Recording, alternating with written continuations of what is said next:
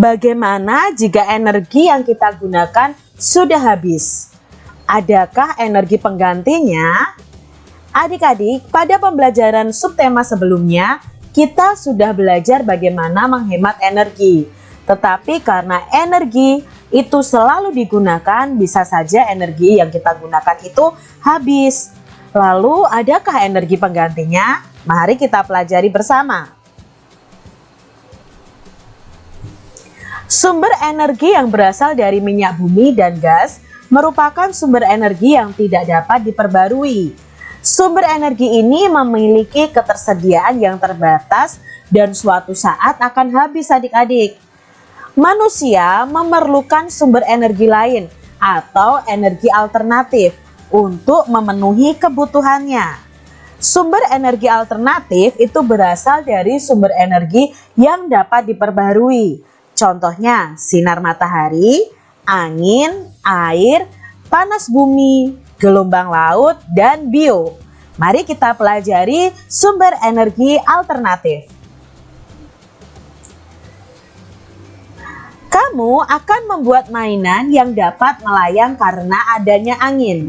Angin tadi termasuk salah satu sumber energi alternatif. Bacalah teks berikut yang berisi tentang cara membuat layang-layang untuk bermain. Alat dan bahan yang kita perlukan untuk membuat layang-layang adalah 1. Kertas koran bekas berbentuk persegi ukuran 30 cm x 30 cm. Bambu ukuran lebarnya 1 cm dan panjangnya 80 cm. Lalu bambu lagi ukuran lebar atau tebalnya ya adik-adik 1 cm dan panjangnya 40 cm. Lalu kita sediakan benang wol, gunting, dan lem. Nah, benang wol ini bisa kalian minta tolong kepada orang tua untuk membelikannya. Lalu cara membuatnya seperti apa Kak Citra? Nah, cara membuatnya ini. Letakkan bambu secara menyilang seperti ini adik-adik ya. Lalu ikat bambu menggunakan benang wol tadi. Ikat keempat ujung bambu dengan benang. Letakkan ikatan bambu di atas koran ya, di atas koran ini lalu dijiplak adik-adik. Nah, tambahkan 2 cm untuk garis gunting. Jadi ketika kamu menjiplak ini, tambahkan 2 cm untuk garis gunting adik-adik. Jadi ini nanti gunanya untuk mengelemnya. Lalu setelah itu gunting kertas koran tepat di atas garis yang telah kalian buat. Rekatkan kertas koran sampai menutupi bambu adik-adik. Nah, setelah kalian potong lalu kalian tempel di bambunya adik-adik. Tambahkan ekor, nah ini ya, pada bagian bawah layang-layang dengan menggunakan guntingan kertas koran. Buat lubang di tengah layang-layangnya ya adik-adik ya, yaitu dekat dengan penyilangan bambu. Nah, ini kita lubangi, lalu masukkan benang dan ikat ke titik persilangan. Nah, ikat ujung yang lain ke ujung bawah rangka. Nah, ini sudah jadi adik-adik layang-layang ini. Kalian bisa membuatnya dan minta bantuan kepada ayah atau ibu kalian untuk membantu membuat layang-layang. Sumber energi alternatif merupakan sumber energi yang bukan sumber energi tradisional. Sumber energi tradisional adalah bahan bakar fosil seperti batu bara, minyak, dan gas alam. Sumber energi alternatif yang dikembangkan saat ini memanfaatkan sumber energi yang tersedia di alam dan tidak akan habis, yaitu matahari, angin, air, dan panas bumi. Sumber energi alternatif yang pertama adalah matahari. Matahari merupakan sumber energi utama di bumi. Hampir semua energi yang berada di bumi itu berasal dari matahari. Energi panas yang dihasilkan dapat digunakan untuk memanaskan ruangan, memanaskan air, dan keperluan lainnya. Dan saat ini adik-adik sudah dikembangkan bahwa dengan panas matahari ini bisa menghasilkan energi listrik dengan panel atau sel surya. Sumber alternatif yang berikutnya adik-adik adalah angin. Angin adalah gerakan udara di permukaan bumi yang terjadi karena tekanan udara. Angin telah dimanfaatkan sejak dulu adik-adik sebagai sumber energi pada perahu layar dan kincir angin tradisional. Nah, saat ini angin sendiri juga dimanfaatkan untuk pembangkit listrik tenaga angin adik-adik. Jadi ada kincir angin yang menggerakkan generator. Itu termasuk sumber energi alternatif. Sumber energi alternatif yang ketiga adalah air. Air yang deras merupakan sumber energi gerak. Energi itu bisa dimanfaatkan sebagai pembangkit tenaga listrik. Oleh karena itu, di PLTA atau pembangkit listrik tenaga air dibuat bendungan air di tempat yang tinggi. Air yang di bendung tersebut kemudian dialirkan menurun sehingga akan mengalir seperti air terjun yang deras. Nah, nanti akan menggerakkan generator juga dan menghasilkan energi listrik. Energi yang keempat adalah panas bumi adik-adik. Jadi energi panas bumi atau energi geotermal merupakan energi yang berasal dari panas yang disimpan di bawah permukaan bumi. Pusat bumi berbentuk dari lapisan batuan yang sangat panas. Hal itu menunjukkan bahwa bumi merupakan sumber energi panas yang sangat besar. Energi alternatif yang kelima adalah gelombang air laut. Nah, gelombang air laut ini saat memecah di pantai itu menghasilkan banyak energi. Nah, energi gelombang air laut ini bisa diubah menjadi energi listrik. Sumber energi alternatif yang terakhir adalah bahan bakar bio. Nah, bahan bakar bio merupakan bahan bakar yang berasal dari makhluk hidup, baik hewan maupun tumbuhan. Bahan bakar bio yang berasal dari tumbuhan diantaranya adalah tumbuhan berbiji yang mengandung minyak, seperti bunga matahari, jarak, kelapa sawit, kacang tanah, dan kedelai. Jadi ini menjadi bahan bakar bio adik-adik. Bahan bakar tersebut dikenal dengan biodiesel karena berasal dari tumbuhan yang berbiji.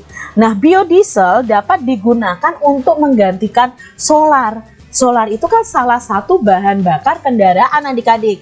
Nah, ternyata itu bisa digantikan dengan minyak dari tumbuhan berbiji. Lalu singkong, ubi, jagung, dan sagu dapat diubah menjadi bioetanol. Nah, bioetanol itu dapat menggantikan bensin ataupun premium adik-adik. Jadi singkong, ubi, jagung, dan sagu itu bisa diolah menjadi minyak bioetanol, itu untuk menggantikan bensin. Bahan bakar bio juga dapat berasal dari kotoran hewan. Bahan bakar tersebut dikenal sebagai biogas. Jadi kotoran hewan yang dimasukkan ke dalam ruangan bawah tanah atau ke dalam lubang.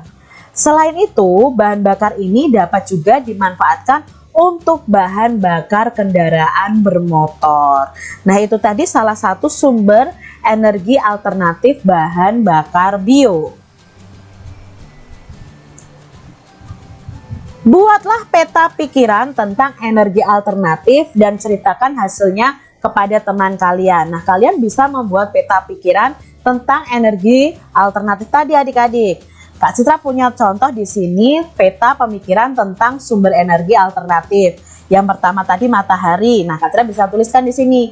Matahari merupakan sumber energi utama di bumi. Energi panas yang dihasilkan digunakan untuk apa? Oh, memanaskan ruangan, memanaskan air, dan keperluan lainnya. Lalu sumber energi alternatif yang kedua adalah angin. Kalian bisa isikan apa yang dimanfaatkan dari angin. Lalu gelombang air laut, bahan bakar bio, energi panas bumi, dan energi air untuk membangkit listrik tenaga air. Nah, ini adalah contoh peta pikiran dari sumber energi alternatif. Indonesia memiliki sumber daya alam yang juga dapat digunakan sebagai sumber energi alternatif. Tumbuhan ini dapat menghasilkan bahan bakar untuk kendaraan adik-adik. Tumbuhan apa ya? Nah, ini dia. Yaitu minyak jarak. Berarti dari tumbuhan jarak adik-adik. Minyak jara mulai dikenal sebagai sumber energi alternatif biodiesel. Biodiesel dihasilkan dari minyak yang diperoleh dari biji tanaman jara yang banyak tumbuh di daerah tropis seperti di Indonesia. Minyak jara dari biji tanaman pagar ini mempunyai potensi untuk dikembangkan sebagai tanaman penghasil minyak pengganti bahan bakar minyak bumi karena memiliki beberapa keunggulan. Salah satu keunggulan dari minyak jara adalah tanaman ini mudah dibudidayakan sehingga dapat menjamin ketersediaan bahan mentahnya.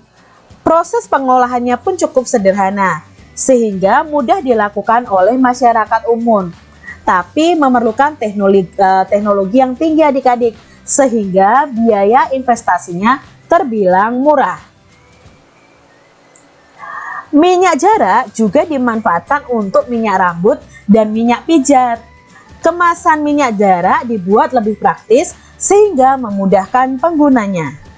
Minyak jara dapat ditemui di pasar-pasar modern atau di warung. Pemanfaatan minyak jara ini telah memberikan kesempatan yang baik dalam bidang pekerjaan. Saat penanaman pohon jara sampai panen, itu dibutuhkan tenaga adik-adik. Begitu pula saat tanaman diolah menjadi minyak, tentunya membutuhkan para ahli untuk membuatnya. Belum lagi untuk kemasannya yang menarik, pasti diperlukan juga tangan-tangan yang terampil untuk mengemasnya. Jadi pemanfaatan minyak jara yang banyak selain berdampak positif, tentunya juga memberikan dampak yang kurang menguntungkan bagi masyarakat adik-adik. Nah, ternyata manfaat minyak jara itu banyak dampak positifnya, tapi juga ada mungkin dampak negatifnya bagi masyarakat ya. Masyarakat mungkin akan apa? Membabat habis ya tumbuhan-tumbuhan jara, lalu mengolahnya sesuka hatinya, bisa jadi seperti itu kekurangannya. Tapi di sini ternyata minyak jara ini banyak sekali manfaatnya. Demikian tadi adik-adik pembahasan kita di tematik tema 2 subtema 3 pembelajaran yang pertama. Semoga video ini bermanfaat untuk adik-adik semua. Sampai jumpa lagi di video pembelajaran Kak Citra selanjutnya. Tuhan memberkati.